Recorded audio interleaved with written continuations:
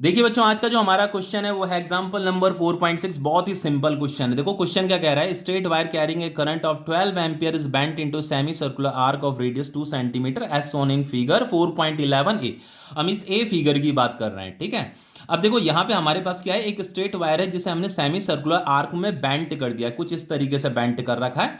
और इसमें जो है 12 एम्पियर का करंट फ्लो कर रहा है और इस सेमी सर्कुलर आर्क का जो रेडियस है वो 2 सेंटीमीटर हमें गिवन है, ठीक है। अब देखो बच्चों, हमें पता है कि जो करंट कैरिंग वायर होती है वो मैग्नेटिक फील्ड प्रोड्यूस करती है। तो ये भी करंट कैरिंग वायर है, तो ये भी मैग्नेटिक फील्ड प्रोड्यूस कर रही होगी। लेकिन बच्चों, ये जो करंट कैरिंग वायर है ये आपका स्ट्रेट सेगमेंट वायर से भी बना है और ऐसे सेमी सर्कुलर सेगमेंट से भी बना है, ठीक है। यहाँ पे हमारे पास एक सेमी सर्कुलर सेगमेंट भी है और ये आपका स्ट्रेट वायर सेगमेंट भी है। तो देखो होता क्या चीज है कि जो करंट कैरिंग वायर होती है वो मैग्नेटिक फील्ड प्रोड्यूस करती है। तो यहां पे लिखा है कि consider the magnetic field B at the centre of the arc. तो ये जो सेमी सर्कुलर आर्क है इसके सेंटर पे हमने मान लिया कि बी मैग्नेटिक फील्ड प्रोड्यूस हो रहा है, उसे हमने बी नाम दे दिया, ठीक है। अब आगे हमें ये बताना है कि what is the magnetic field due to the straight segment. हमें ये बताना है कि ये जो स्ट्रेट सेगमेंट वायर है बच्चों, ये स्ट्रेट सेगमेंट वायर जो है यहां सेंटर में कितना मैग्नेटिक फील्ड कंट्रीब्यूट कर रही है, ये हमें बताना है। अब कैसे बताएंगे बच्चों, तो देखो उसके लिए सबसे पहले आपको पता होगा बच्चों, कोई भी जो स्ट्रेट वायर होती है ना, जैसे ये आपका स्ट्रेट सेगमेंट है, इसमें करंट फ्लो कर रहा है, तो जो स्ट्रेट वायर होती है वो ऐसे सर्कुलर मैग्नेटिक फील्ड प्रोड्यूस करती है अपने चारों तरफ, ठीक है। और वो जो स्ट्रेट सेगमेंट की डायरेक्शन में अगर कहीं पे भी आप कोई पॉइंट ले लेते हो, उसके ऐसे सीधाई में अगर कहीं पे भी कोई पॉइंट ले लेते हो, तो उन पॉइंट्स पे जो मैग्नेटिक फील्ड होता है वो जीरो होता है, ये आपको पता होगा। कोई भी पॉइंट बच्चों अगर इस स्ट्रेट सेगमेंट की सीधाई में अगर आ जाता है, इस स्ट्रेट सेगमेंट में लाई कर रहा है, इसकी डायरेक्शन में अगर लाई कर रहा है, तो उस पॉइंट पे मैग्नेटिक फील्ड क्या होता है, जीरो होता है। अब देखो हमें क्या करना है, ड्यू टू स्ट्रेट सेगमेंट यहां पे मैग्नेटिक फील्ड बताना है। तो बच्चों ये जो पॉइंट है ये इस स्ट्रेट सेगमेंट की सीधाई में लाई कर रहा है, ऐसे लाई कर रहा है इसी की सीधाई में। तो ये जो स्ट्रेट सेगमेंट है यहां पे जीरो मैग्नेटिक फील्ड प्रोड्यूस कर रहा होगा, समझ में आ रहा है। लेकिन बच्चों हमें उसे मैथमेटिकली प्रूफ करना है। अब मैथमेटिकली कैसे प्रूफ करेंगे, तो मैथमेटिकली प्रूफ करने के लिए हम क्या करेंगे, यहां पे एक डीएल लेंथ का एक एलिमेंट कंसीडर कर देंगे, ठीक है। तो ये जो डीएल लेंथ का एलिमेंट है ये इसी स्ट्रेट सेगमेंट का पार्ट है। तो बच्चों अगर मैं ये प्रूफ कर दूं कि ये डीएल लेंथ का जो एलिमेंट है ये यहां सेंटर में जीरो मैग्नेटिक फील्ड प्रोड्यूस कर रहा है, अगर मैं ये प्रूफ कर दूं कि ये डीएल लेंथ का एलिमेंट यहां पे जीरो मैग्नेटिक फील्ड प्रोड्यूस कर रहा है, तो फाइनली ये भी प्रूफ हो जाएगा कि ये स्ट्रेट सेगमेंट भी यहां पे जीरो ही मैग्नेटिक फील्ड प्रोड्यूस करेगा, क्योंकि बच्चों ये जो डीएल लेंथ है ये इसी स्ट्रेट सेगमेंट का पार्ट है। तो सबसे पहले हम क्या करेंगे बच्चों, देखो magnetic field due to current element DL, ये जो डीएल एलिमेंट है ना, करंट एलिमेंट, बच्चों अगर आपको डीएल एलिमेंट जो मैग्नेटिक फील्ड प्रोड्यूस कर रहा है उसके लिए जो फॉर्मूला होता है DB is equal to mu naught upon 4 pi I DL cross R divided by R cube होता है। अब देखिए इस फॉर्मूले में देखो एक डीएल वेक्टर है एक आर वेक्टर है, तो डीएल वेक्टर की डायरेक्शन करंट के ही डायरेक्शन के अलोंग होती है, और ये जो आर वेक्टर होता है बच्चों इसे पोजीशन वेक्टर बोलते हैं। जैसे आपका हमें यहां पे क्या निकालना है, मैग्नेटिक फील्ड निकालना है ना, बताना है हमें, तो ये डीएल से यहां से लेकर के यहां तक की जो डिस्टेंस है ये क्या आपका पोजीशन वेक्टर है। तो पोजीशन वेक्टर की डायरेक्शन भी इसी तरफ है और डीएल वेक्टर की डायरेक्शन भी इसी तरफ है, डीएल वेक्टर की डायरेक्शन भी इधर है, पोजीशन वेक्टर की डायरेक्शन भी इधर ही है, तो दोनों की सेम डायरेक्शन है, तो दोनों पैरेलल है। ये डीएल वेक्टर और आर वेक्टर क्या है, पैरेलल है। तो बच्चों अगर कोई दो वेक्टर अगर पैरेलल होते हैं तो उनका जो क्रॉस प्रोडक्ट होता है ना वो जीरो आता है, इतना आप लोगों को भी पता होगा। तो यहां पे आपको लिख देना है we know d l cross r vector जो होगा इनका जो क्रॉस प्रोडक्ट आएगा वो जीरो आएगा। क्यों आएगा zero, because d L and are vector are parallel. तो बच्चों अगर इसका क्रॉस प्रोडक्ट जीरो आ जाएगा तो ये जो मैग्नेटिक फील्ड होगा ना due to this current element, जो यहां पे जो मैग्नेटिक फील्ड होगा वो भी जीरो हो जाएगा, क्योंकि इसका क्रॉस प्रोडक्ट जीरो आ रहा है। बहुत से बच्चे कंफ्यूज भी होते हैं, मैं यहाँ पे बता देता हूँ बच्चों, जैसे dl vector cross r vector है ना, क्रॉस आर वेक्टर है, तो इसका जो फॉर्मूला होता है वो होता है D L R sine theta. तो D L and are vector क्या है, पैरेलल है, तो अगर ये दोनों पैरेलल है तो थीटा क्या हो जाएगा बच्चों, 0 डिग्री हो जाएगा। साइन 0 डिग्री की वैल्यू क्या आती है, जीरो होती है, तो फाइनली ये डीएल क्रॉस आर क्या हो जाएगा, जीरो हो जाएगा। समझ में आ रहा है।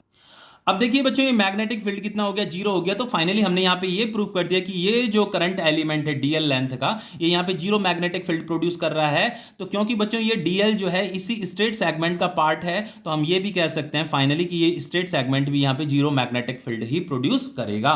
तो फाइनली यहाँ पे लिख देंगे therefore we can say that straight segment do not contribute to magnetic field. तो ये जो स्ट्रेट सेगमेंट है बच्चों और ये जो स्ट्रेट सेगमेंट है ये यहाँ पे कोई भी मैग्नेटिक फील्ड प्रोड्यूस नहीं करेगा। अगर हम इसकी बात करें यहाँ यहाँ पे अगर मैं एक डीएल एलिमेंट काटता हूँ बच्चों, तो डीएल की डायरेक्शन इस तरफ होगी करंट की तरफ, और इसका जो पोजीशन वेक्टर होगा बच्चों उसकी डायरेक्शन इस तरफ होगी, तो दोनों एंटी पैरेलल हो जाएंगे डीएल और आर वेक्टर। तो यहाँ पे थीटा जो होगा 180 डिग्री होगा, तो साइन 180 डिग्री की वैल्यू भी क्या होती है, जीरो ही होती है। तो ये डीएल एलिमेंट भी यहाँ पे क्या कर रहा है, जीरो ही मैग्नेटिक फील्ड प्रोड्यूस कर रहा है। अब देखिए बी पार्ट क्या कह रहा है, यहां पे कह रहा है in what way the contribution to be from the semi circle. देखो बच्चों ये जो सेमी सर्कल सर्कुलर आर्क है, ये यहां पे कुछ मैग्नेटिक फील्ड कंट्रीब्यूट कर रही है। बस हमें ये बताना है कि जो यहां पे ये जो मैग्नेटिक फील्ड कंट्रीब्यूट कर रही है ये सेमी सर्कुलर आर्क, ये जो है किस प्रकार से डिफर हो सकती है from that of a circular loop. ये जो सेमी सर्कुलर आर्क जो मैग्नेटिक फील्ड प्रोड्यूस कर रही है, वो मैग्नेटिक फील्ड किस प्रकार से डिफर हो सकती है from that of a circular loop. अब देखो कैसे बताएंगे। अब देखिए बच्चों, एक ये आपका ए था, ये आपका बी पार्ट है, ठीक है। एक आपका मान लो ऐसे सर्कुलर लूप है, इसका आर रेडियस है, और एक आपका ऐसे सेमी सर्कुलर आर्क है, इसका भी रेडियस क्या है, आर है, ठीक है। इसमें भी करंट फ्लो कर रहा है, इसमें भी आपका करंट ऐसे फ्लो कर रहा है। तो ये जो सर्कुलर लूप है ये कितना मैग्नेटिक फील्ड प्रोड्यूस करता है, ये करता है mu not I upon 2r, इतना मैग्नेटिक फील्ड प्रोड्यूस करता है। और ये जो सेमी सर्कुलर आर्क है ये कितना मैग्नेटिक फील्ड प्रोड्यूस करेगा, इसका जस्ट हाफ, क्योंकि ये सेमी सर्कल है ना, इससे दोनों का रेडियस सेम है, तो ये जस्ट हाफ, तो ये हो जाएगा आपका mu not I upon 2r divided by 2। तो फाइनली हमारा फॉर्मूला क्या हो जाएगा, ये फॉर्मूला हो जाएगा mu not I upon 4r। तो हम ये कह सकते हैं ये जो सेमी सर्कुलर आर्क है ये सर्कुलर लूप से हाफ मैग्नेटिक फील्ड प्रोड्यूस कर रहा है। तो बच्चों यहां पे लिख देना, we can say that magnitude of magnetic field is half that of a circular loop. अब देखो ये जो सेमी सर्कुलर लूप में जो मैग्नेटिक फील्ड यहां सेंटर में जो कंट्रीब्यूट हो, ये जो सेमी सर्कुलर आर्क यहां सेंटर में जो मैग्नेटिक फील्ड कंट्रीब्यूट कर रहा है उसका फॉर्मूला ये है mu not I upon 4r। तो यहां जस्ट वैल्यू पुट करनी है, तो मैग्नेटिक फील्ड का फॉर्मूला हो गया आपका mu not I upon 4r।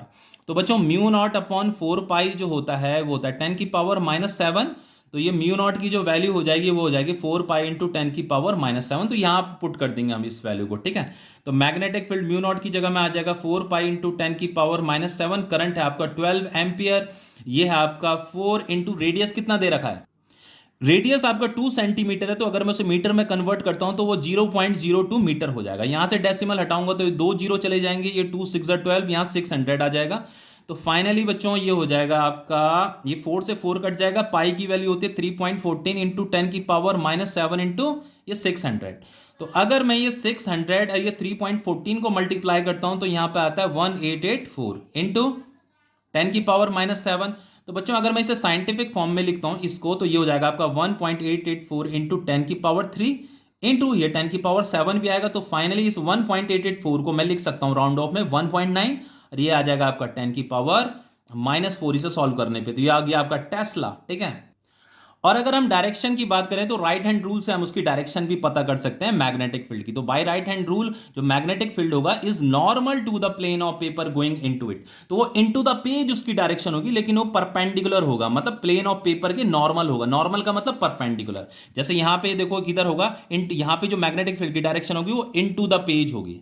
आप राइट हैंड थंब रूल तो आपको लगाना आता ही होगा, राइट हैंड रूल तो लगाना आता ही होगा ना। अब देखिए यहां पे पार्ट सी में क्या कह रहा है, would your answer be different if wire were bent into a semi circular arc of same radius but in opposite way. अब देखो यहां पे हमने इस वायर को अपोजिट वे में प्लेस कर दिया है, जैसे यहां पे इस तरीके से था ना, अभी से इस तरीके से कर दिया है, पर इसका रेडियस भी सेम है। हमें कह रहा है कि अब मैग्नेटिक फील्ड कितना होगा। तो बच्चों मैग्नेटिक फील्ड तो अभी भी सेम मैग्नीट्यूड का होगा, जितना यहां पे था ना मैग्नेटिक फील्ड उतना ही यहां पे भी होगा, बस उसकी डायरेक्शन क्या हो जाएगी, अपोजिट हो जाएगी।